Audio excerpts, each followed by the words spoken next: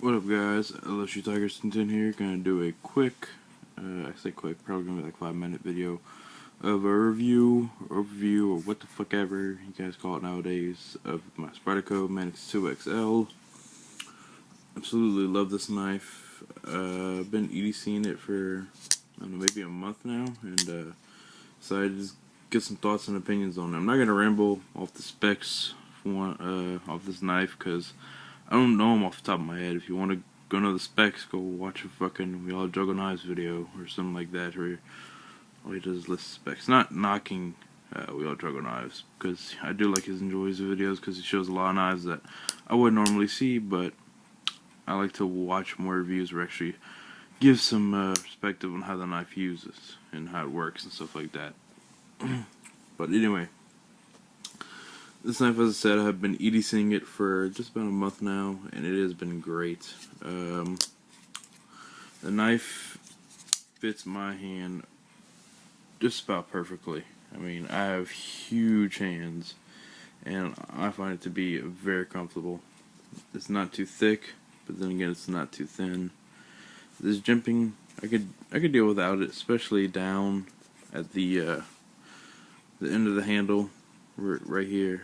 Sometimes if you're sweating a lot, I find it to be gives me more hot spots than it does grip. So I don't know. I could deal without it, but it's not too bad. The jimping is great. Best jimping I've had on any Spyderco.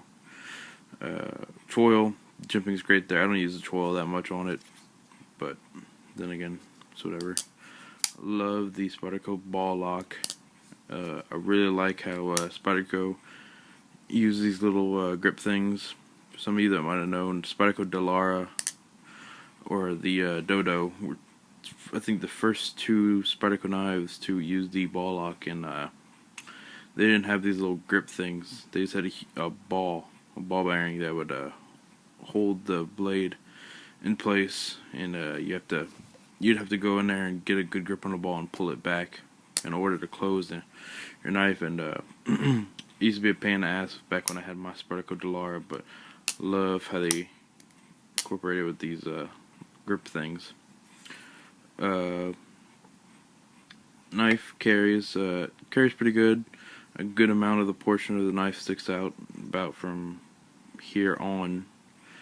I don't really have a problem with people knowing if I have a knife or not, so it's not a big deal for me. But if you don't like people to know that you have a knife, then get some of the deep carry pocket clip. That's all I can say. You can see I have a Spyderco Endura 4 pocket clip.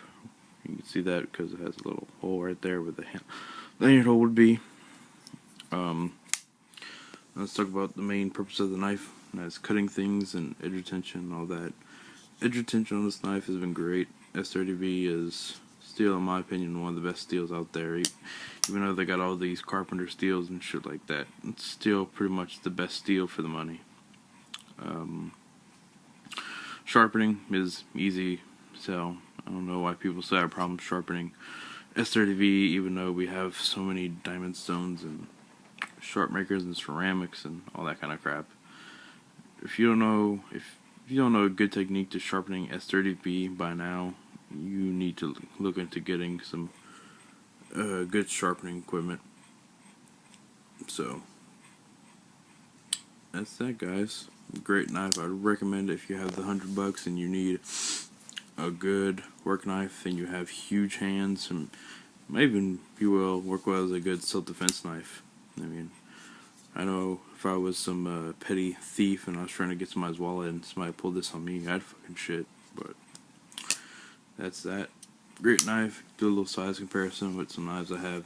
Right next to me is my Swamp Rat HRLM, which stands for Howling Rat Little Mischief. And then I got a Mora 510 that's all rusty and used to hell. So, gonna compare these. Let's see. Manix 2's right in the middle. It's a good sized knife. It's what you get. I like it. Highly recommend you pick one up if you got the money and you need a good sized knife. So that's it for now, guys. Peace.